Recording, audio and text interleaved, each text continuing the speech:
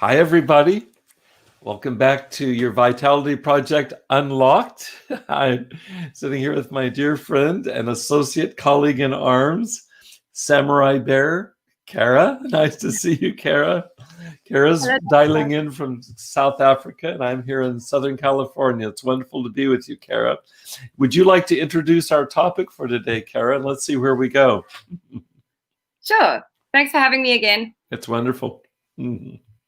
I thought I would pick something today that's hopefully going to lead to uplifting conversations between you and I. Thank you. Yeah. And combining something that is, I think, important to addiction and recovery education. Yeah. Using introspection as a theme that has come up for me a lot during lockdown. I think there was an interview we did with 𝗟𝗶𝘁 on the lockdown group, where we spoke about using lockdown as a time for maybe how we get our heads around recovery versus relapse. And using focusing on introspection. So I thought it would be nice to use today to maybe reflect on our time since lockdown started, which feels like a lifetime ago. And really it was, we say only 4 months ago for us, but I mean, it shouldn't be that long. Some of us, I think, thought it was only going to be 2 weeks and then we'll all be back at work and back doing what we were doing. And then it really just knocked us off sideways. And here we are 4 months later, and who knows what's going to happen next. Although for us, I don't know about America. I haven't, to be honest, been in touch with international news on purpose lately. But things are slowly, dare I say it, starting to lift a little bit in certain aspects with our restrictions. But I think there's been a lot of pressure on government for our economy to start opening things up. So it is bringing some relief in terms of freedom of movement and leisure. So so it just sort of, I was thinking in terms of introspection, and then looking back to when lockdown started and how heavy the restrictions were for us, and how we've maybe taken stock of things and what has changed for us. And I thought it would be nice to maybe we could draw some parallels, just maybe for you and I as well, in our connection, because that's also been one positive for me, is the connections that I've made during this time. Thank you, Kara. Likewise. And also educating each other and through different networks, cultures and communities, and highlighting the differences between our countries and relationships and group support. So I thought that would be a great topic for today. Thank you. I appreciate you initiating it. I think the title is just great. I published it here in our chat. Introspection, rewind, replay, and renew. It's beautiful. You've got a wonderful way with words. It's great. It's great. As soon as I read it this weekend, Kara, I went, oh yes, let's discuss that. And I thought about, for me, I'll speak personally, and then we can, and I'd love to hear for you personally. And we've already talked about this some, but never in such a focused way. I just got off the phone with a friend who is he's a psychotherapist, he's a Jungian analyst, and he was talking about how it is that collectively there's an opportunity on the planet for all of us to move into what you're calling introspection, Kara. And I was sharing with Dawn, him how that's gone for me. It's affected everything for me in terms of if we just set aside right now the incredible stress and hardship this has been for so many people. And I don't mean to belittle that at all. The limitations, the illness. I have a friend right now who's very possibly dying of COVID. So an older friend who's been in my life for years. And so it touches very close to home. And maybe if I just stay with that, I think part of what happens is the gravity of what we're dealing with right now has I think pulled me down into a place of really, what you call it, rewinding, of reevaluating ways of being that were pretty normal for me, in terms of being very committed to lots of work, lots of activity. And I've become much quieter, in terms of energy expenditure.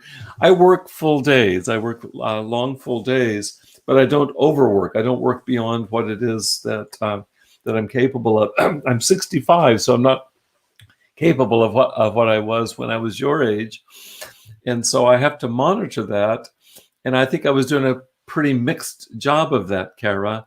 And so right now, in terms of kind of monitoring my physical energy, I think also my emotional energy and even my spiritual energy, I've become much more, I feel much more balanced as a function of this. And as I was sharing with my friend Dawn this morning, I don't imagine going back. I don't imagine going back to the pace of living that has characterized my entire life right up until COVID.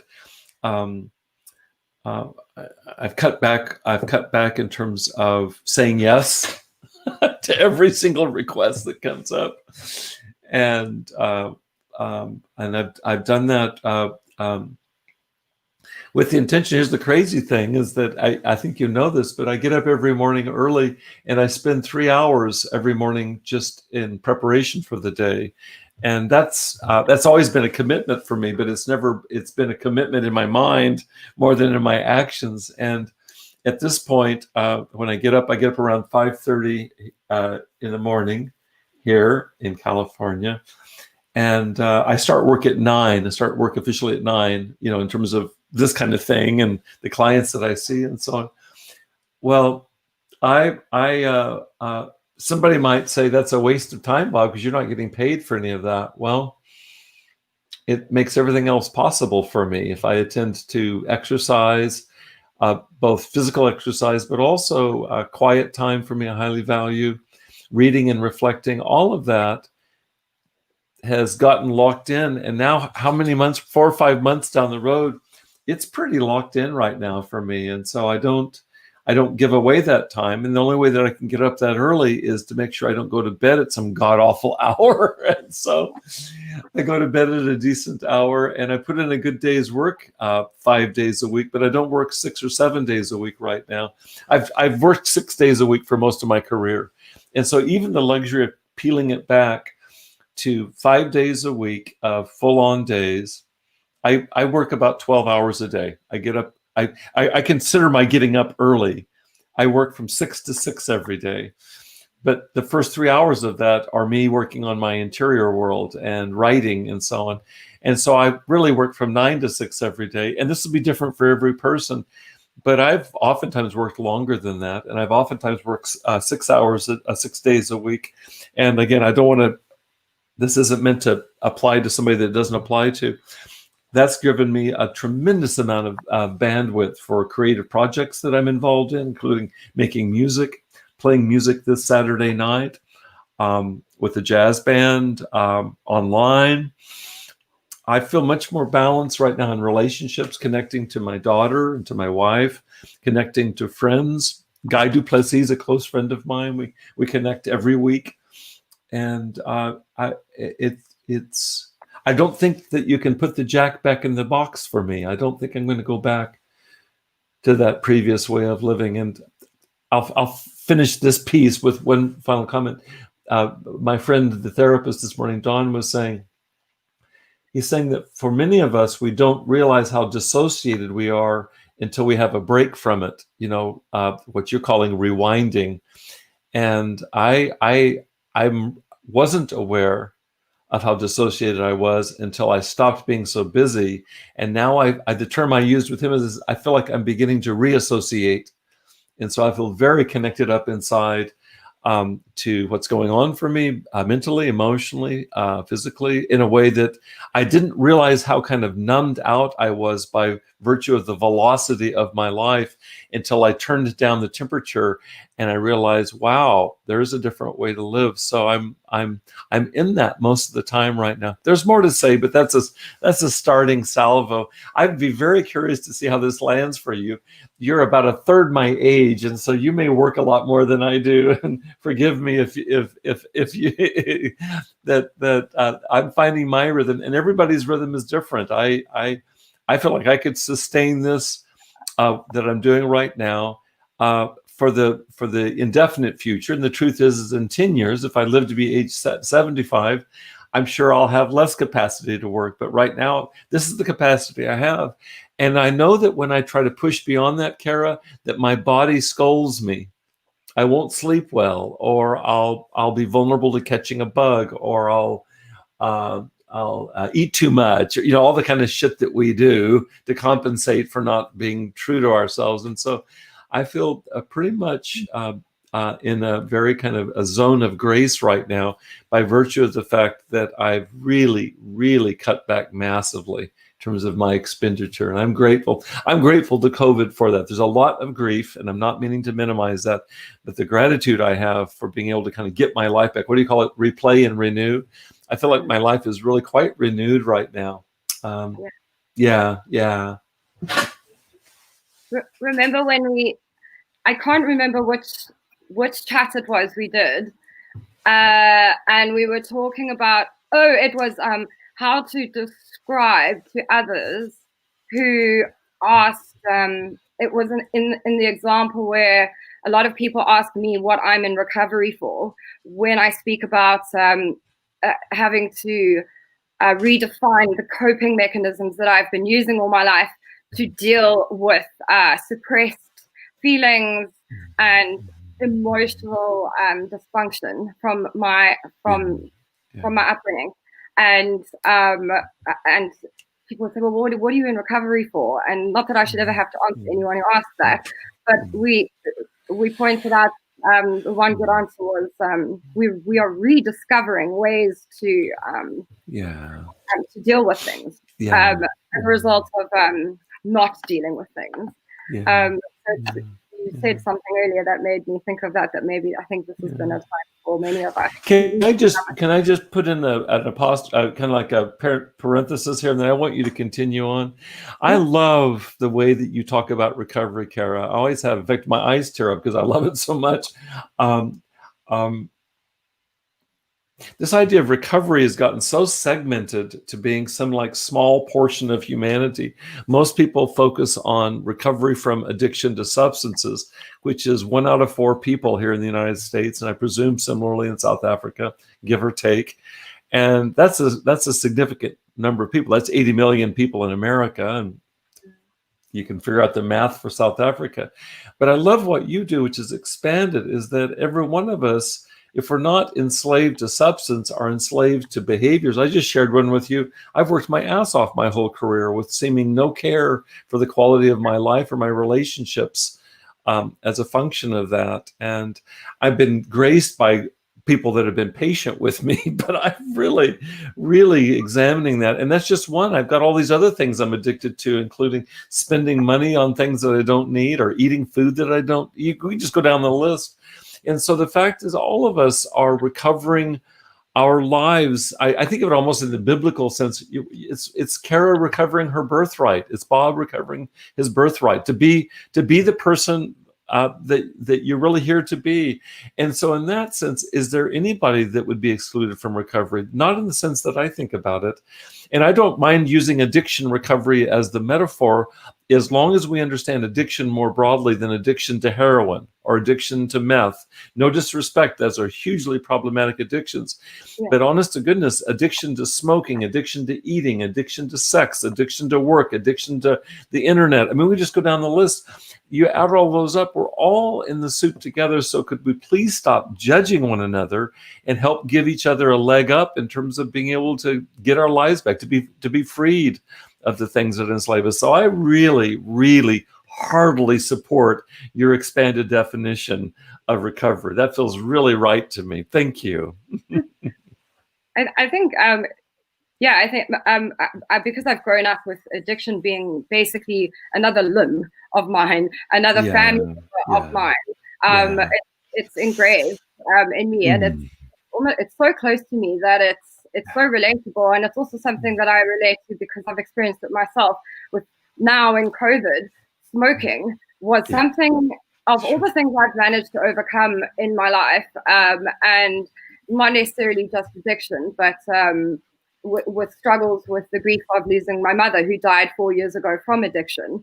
And as I mentioned earlier, growing up in a dysfunctional household, and the unhealthy things that I used to do to try and deal with that, running off to clubs every night of my 20s, and escaping and suppressing, as we all do. And the result of that, as I mentioned in one of the previous talks, is that I landed up in a doctor's room a year ago with pre-diabetic, which would have been a serious problem during COVID for me, as it is for so many people who've been at high risk with COVID. But addiction for me, smoking was the last sort of hurdle for me that I never thought I would be able to give up. And I'll be very honest with you, coming into the global pandemic, when they said smokers were at high risk, I, in the back of my mind, said, whether it really was or not, I was just going to stay at home during this lockdown and wait until this was all over and they had a vaccine. But I was not going to let government win this with banning tobacco. And I also couldn't afford a box of cigarettes, illegal cigarettes, which I think eventually got to the same price as a doctor's appointment. So I bought a vape, and I still have the vape, and I still smoke the vape, but I've had one odd cigarette here or there, but that's only if there's been someone else with a cigarette. But I have not bought cigarettes. I don't smoke. I used to smoke chronically all day, every day, like a box of cigarettes at least a day. Never in a million years, and you can ask anyone who knows me, did I think I was going to be able to stop smoking? And I haven't, I can't remember the last time I've had a cigarette now, but it's not something I ever want to go back to. And which brings me on to what I think the biggest thing that has stuck out for me during lockdown is resilience. And I say resilience because it's in one of the videos that I did as a show reel for the Lockdown Open Up group to explain to people what my reason was for starting the group. And initially it was because I was so worried for the addicts in my life, including myself, during lockdown, because as most of us know, the opposite of addiction is not sobriety, it's human contact. And here we're going to be thrown into this extreme version of isolation with no human contact, unless you're living with maybe your worst nightmare, or on your own. In my case, I ended a relationship during lockdown, and I've now been on my own, isolated. But I did feel for active addicts, all those trying to fight addiction, also mental health illnesses. But what I have found for many of the close people in my life who are in recovery is that the tools that they use in the 12-step program, or whatever it is, the support that or the tools and the skills that they've used in recovery, the resilience, there's alignment there in this lockdown. And I think, I'm not saying it's not a one size fits all, and I'm not minimizing this at all. It's certainly been hard, I'm sure, but I think we've also drawn some of these parallels in many of our conversations, where there are lessons to take from it, where it's almost like there should be 12 steps to the global pandemic, surviving lockdown, in a sense. And that's, I think for me, was trying not to have this expectation that, okay, in 21 days, lockdown's going to be over, so that's when I'll go out and I'll buy the cigarettes again, or when we can go and run up the mountain, or go back to work. So, counting the days, because then it got extended. And then, letting go of that control was such a thing that required so much resilience. And I found myself turning to people who had really had to master their recovery tools. So my dad, for example, and family members who've been in recovery for a long time. And yeah, people who I admire and people who've really pulled me out of the gutter before. I've been having very deep conversations with them. I've been turning to groups and support platforms like yours, trying to further my education, get better at understanding addiction, and the tools that we need that can also help us in situations like the global pandemic. That's really tough for me during this. Yeah, I think not that I ever want to start smoking again, but it's been a really, it's psychologically and just as a form of empowerment. I think I'm amazed. I can't believe I haven't. I mean, I still keep thinking, oh, when this is all over, I'm going to go and buy a box of cigarettes. But I don't. I don't want to go through that. I went psychotic, having to stop smoking against my will. But that's kind of, it's out of my system now, and I definitely don't want to have to go through that again. So I think I'm done. I hope. Long may it last. Yeah, congratulations. That's awesome. As I'm listening to you, I like very much of all that you're saying. I'm right with you. I like very much how you're emphasizing whatever it is that is helping us to make it through this. And it's a really challenging time for some people physically who have contracted COVID. People have lost loved ones to death or to severe illness during this time. Finances have been really thunderstruck. We can just go down the list. Is how do we survive times like this? And it seems to me that the principles that would apply to being resilient at any time in our lives maybe are more called upon right now, but they're not different. They're just they're more non-optional. And what came to my mind was 5 different areas. I hope I can just share this briefly, and we can just see if we want to go with it or not. But it would be suggestive, and I can summarize them quickly. If you think about 5 different dimensions of our lives, all of which are related to building resilience. And as long as we make sure that we don't turn this into some magic bullet, because I don't think there is one. I just think what you can do is be as responsible as you can be, and then pray for assistance. So the first one I think is implied in what you're saying. I need to attend to my physical health. I think of that just as foundational. So I just think of the body. So that's my things as basic as my rest and my eating well. Certainly physical exercise. It's all of those things have to sustain this requires, especially when you turn 65, I guess. I turned 65 in May, so I'm very aware of it, but they're just really incredibly important. And then the physical habits that we have, whether it's smoking or drinking or whatever, just some way to manage those in such a way that we're not breaking the physical foundation. That opens into, so if it's body, then the next one I think of is the mind. I think of mind in terms of primarily thinking, emotions, and relationships. Is that I get up every morning and I read for an hour or two, and I because of my work and so on, I read and I write.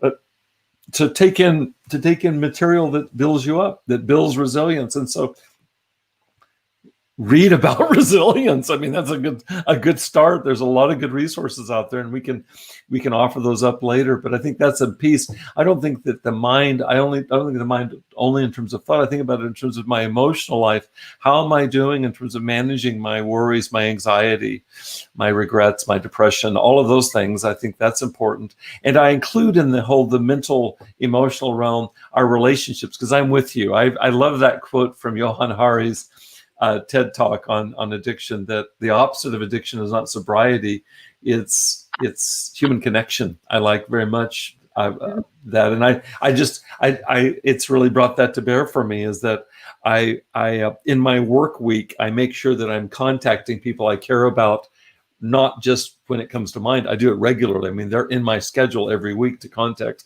and I kind of rotate from one week to the next, but I'm spending several hours a week with people that matter to me, because it's kind of non-optional right now.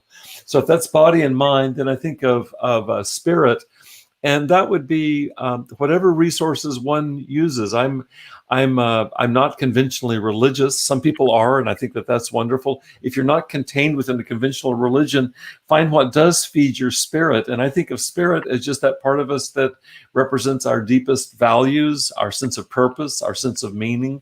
I read inspirational poetry every morning. In fact, I commit it to memory when I swim every day, and it's just there as a mainstay. Somebody else might I don't know, go to church or something. Whatever it is that you do that sustains that. But I think spirituality is very important, and I think it's completely non-denominational. I don't think you have to be a certain kind of believer in this or that. It's to have values and a sense of purpose. So those are the first three. The next two are easy. The next one I think of as soul, and I think about that over here in the corner. All around me are drums and pianos and stuff. For me, music is a hugely important way of expressing creativity for me. So for me, I think of the soul as the dimension of ourselves that involves creative self-expression. And it could be in dance or sculpture or cooking or gardening. I mean, the list is quite endless. My primary means of creative self-expression across a lifetime has been drumming. I'm a drummer and I'm very passionate about it. Drum for 55 years, and I intend to drum until I drop. But it doesn't, whatever it is that gives you a sense of renewing your sense of creativity within, I think is really important. The psychiatrist Carl Jung called creativity, as he felt like it was essential as breathing and eating, is that you need to create, to keep the river flowing. So that's soul. And then the fifth one is more in the realm of psychology, and this is, speaking of Jung, he called it the shadow. And so we've talked about body, mind, spirit, soul, and I include shadow. And this would be the stuff that you made reference to it, the stuff that comes up particularly in relationships. It's the stuff that's a function of our traumas in our life. There's not a one of us that escapes trauma. We end up with these blind spots. We end up with these hot spots where if somebody touches one of them, we blow up. And I think it requires work on that. I think it can be helpful to have a therapist or a counselor or a coach. I think it can also be really helpful to have a daily practice of journaling. The 12-step programs talk about it in terms of inventory. I do a daily inventory every single day of just reviewing the half a dozen or so kind of Achilles heels in my life. I think of them as addictions because they enslave me if I don't keep an eye on them. And I just think in order to keep the system clear, to do the work we want to do, to love people the way we want to love, to really contribute and express ourselves as we want to, I think it requires keeping the underbrush cleared out. And I think of the shadow as the underbrush. It's just like every one of us has that.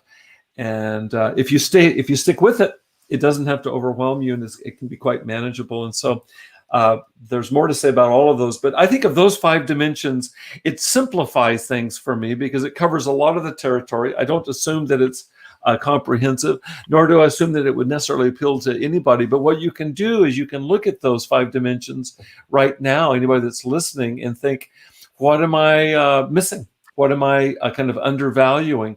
Our topic is to introspect. Well, with a few minutes of introspection, you can see, I haven't really been attending to my diet very well. You know what? I've neglected my relationships. You know what? I don't have a shadow. If that's what you conclude, then that would be all the more reason to work on the shadow. But the idea, for some people, what happens is that they neglect their creative forms of expressing themselves. It's just like, be kind. It's just like, okay, that's good to know. Let me add a little bit more to that. And my sense of this, for me, Kara, is that as I attend to all of these areas, more or less on a daily basis, there's a rhythm of it every week where I'm attending. I'm not trying to neglect any of those. Is that this idea of a rising tide lifts all boats? Is that if you just kind of keep feeding that, you're going to lift all the boats. And I think it makes us not only, I'll guarantee you that I enjoy life more when I'm attending to these various parts of my life, but also that it helps to build resilience for the lean times. Like right now, is that even if I run into a lean time or you run into a lean time and the water dips a little bit, you've got a fair reservoir there if you've been building this. Whereas if you don't, you're really left on dry land, and that's a whole nother story. So this isn't meant to be shaming or coercive. It's just like each one of us can be honest with ourselves and reflect on or introspect on what it is that's going well. I do this every day. I give gratitudes for the things that are really going well for me. And I also take a look, as I said, with an inventory on those areas that I could do some refining. And as you know, Kara, I don't beat myself up for this. I don't have a whip. I just go, oh, that's good, Bob. You need to take a look at that. And I do. And so it's kind of self-regulating.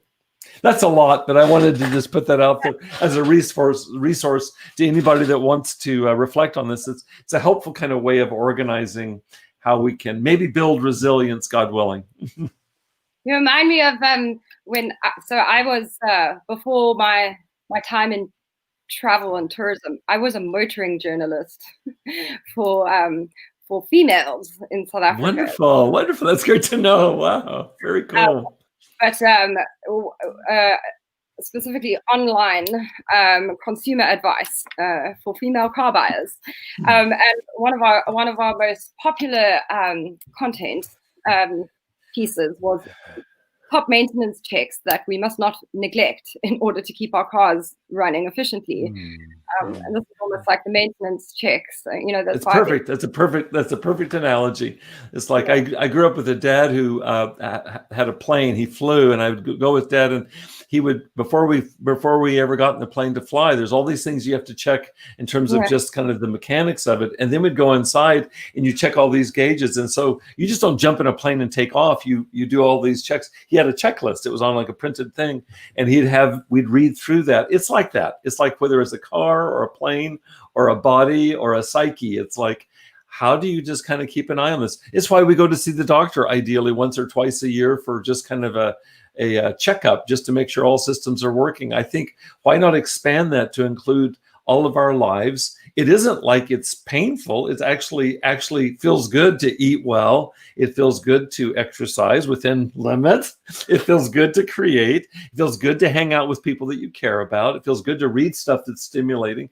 It's not there's not a one of these that represents pain. Even I think it feels good to clear out shadow stuff. It's like it's uncomfortable at the beginning to realize I got pissed off at Kara for no good reason. But if I go into that, the relief that comes is that I can ask you for forgiveness, and I can change whatever it is that led to my being pissed off at you. So that feels like a win-win too. So I don't feel like any one of these is anything other than positive. It feels good to do them. It's staying on track with it, because at least for me, I can get really busy and neglect getting a checkup on the car, neglect getting a checkup on my body, neglect what we're talking about. So it's just paying attention. And we have time now, owing to the limitations of this, maybe to do what you're talking about, which is introspecting and renewing our lives with more breadth and more depth with both. I think it also touches on the importance of connecting with ourselves, and that, using this time to connect with our authentic selves, because the longer we neglect those maintenance checks, the harder it becomes to get that much deeper. And I know that firsthand, because when I started in lockdown and started connecting with various coaches and professionals in the healthcare industry who provided support on our Lockdown Open Up platform, they started picking up very quickly with me that because I had spent so much time, even way before the COVID-19 pandemic, in this survival mode of life, that I'd sort of mastered the art of escaping and disconnecting and detaching from myself. So much so that they had to really sit and go, hey, look how you're responding. And they caught me out a few times, and I had to go, what do you mean? I answered that very honestly and sincerely. I know myself. And then we'd have to unpack that. And now that I look back, it's amazing. I feel good. a long way to go. It's only been, but yeah. So connecting. You raise a really important point, Karen. I really want to underscore it. And I think I went by this maybe too quickly talking about the shadow. If you think about the shadow, Jung had this idea that the face that you see, I'm looking at you right now. We're an ocean away from each other and a couple of continents. You see my persona, you see my mask, and that's not bad. It's the part that I show to the world. But because you're looking at me, if you were in this room with me and there's lamps here and so on, you would see a shadow behind me, but I can't see it because I'm looking at you. I don't see my shadow. Other people do. And the goal, and no matter how fast I turn around, now the shadow will be back here. So no matter where I look, the shadow's behind me. And so to have I think this is, in the best of friendships for sure. But I think it also can be really helpful to have somebody that is skilled in helping us to identify our shadow. Anybody can clobber us with it. Somebody say, Kara, this is bam, like this. But somebody that can skillfully and gradually kind of facilitate our own awareness of our shadow, I think it really, this is a godsend. As a psychotherapist and a teacher across my entire career of psychologists and therapists, I've emphasized again and again and again and again the need for any therapist worth his or her salt to be in therapy their entire careers, to be in supervision their entire careers. And it's on this point. Jung talked about this in terms of keeping clean hands. The surgeon needs to have clean hands. I feel like therapists need to have clean hands. And therapists aren't magicians. We can't see our shadow necessarily any better than anybody else. We need to have help with that. So if you have you've consulted with good friends who are skilled, they can help you identify that. What's the same thing for me? It's the same thing for me. Have people that can help me see that. So that I can deal with it. Because the fact of the matter is that most of us live our lives thinking that we're okay, and if everybody else would just get their shit together, we'd all be happy. It's like, oh wait, one missing piece of that equation, which is my contribution to whatever's going on. Yeah. So that's where we have to retrieve the shadow and become conscious of it. And I think it's impossible to do on our own, or next to impossible. Once I get a jump start, I can do a lot of good work, including journaling and introspection. But I need to have people in my life that are trustworthy, that are compassionate. Yes. That can gently say, this is Bob, this is something you might want to take a look at. Well, I will, given time, I will do that. I think it also helps if you, the person receiving the help, is willing and at a place where they are ready to. I've been told throughout my life that I need to, this whole thing of connecting with my authentic self, and I'm aware of it, but definitely not ready to be at a place to do the work voluntarily.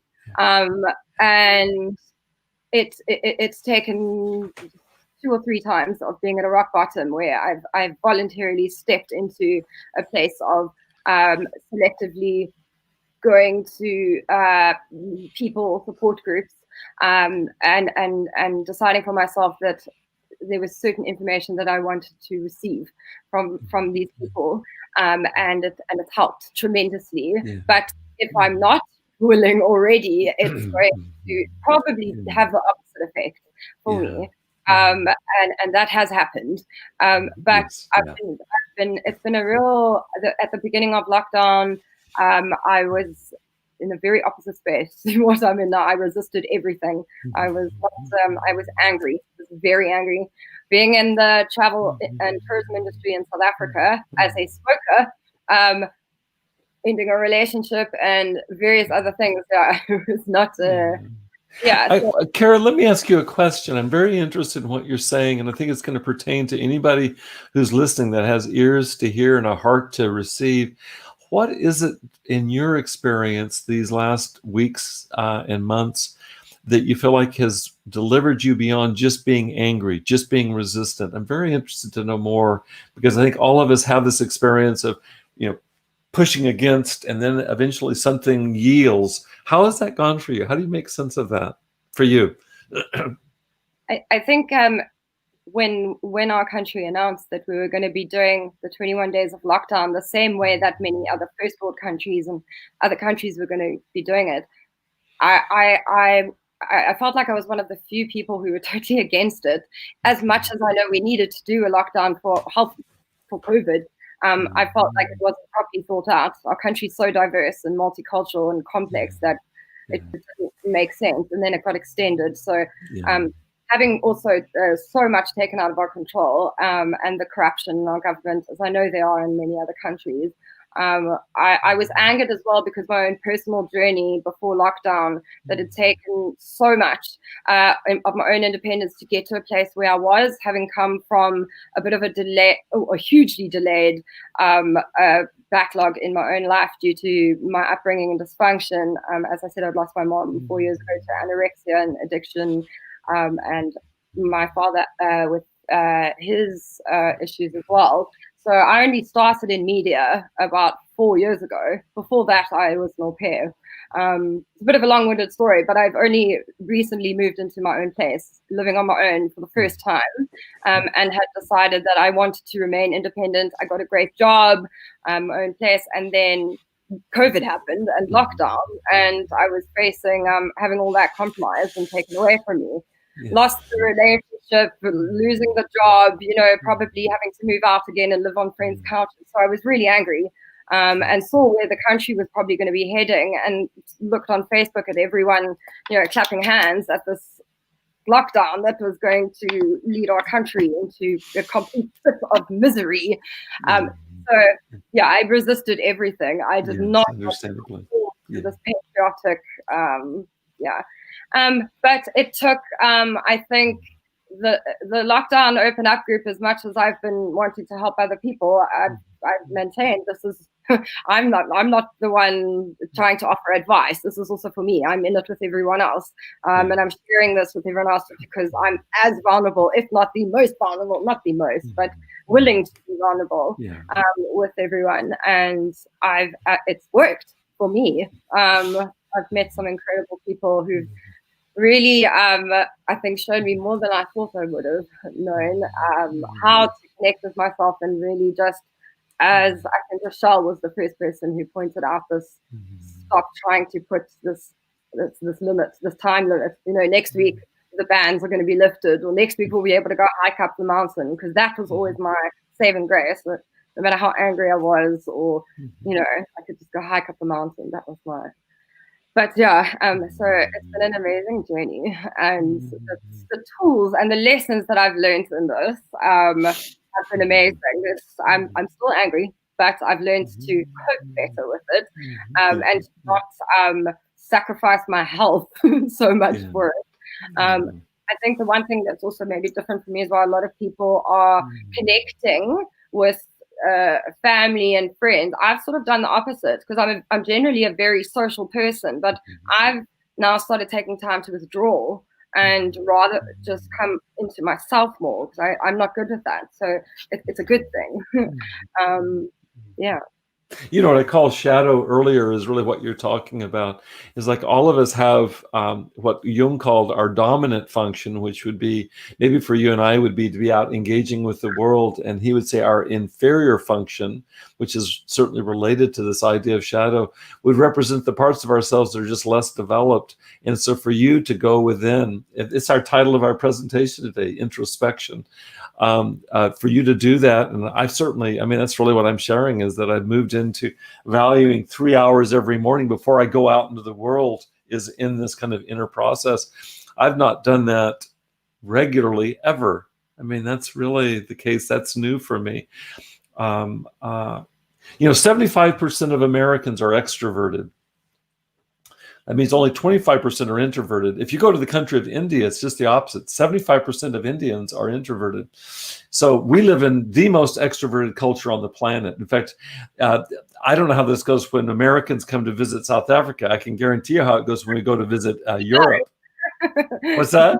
You're always so friendly and lively. Yeah, it just drives. I was thinking of when my daughter and I went to France a number of years ago. We were in Paris, and we were in the lobby. My daughter's Amanda's quite introverted, and I can tend towards that, believe it or not. We were in the lobby, and in walked this group from Texas, and I hail from Texas, so it was very painful to me. They were just loud and boisterous and obnoxious. And Amanda and I looked at each other, and I don't think we even had to say anything. It's like, oh my God, because the French are so understandably just completely put off by this hugely in-your-face, friendly, loudmouth type of thing, the so-called ugly American. Well, we have a chance here in the United States for doing some serious introverting, what you're calling introspection.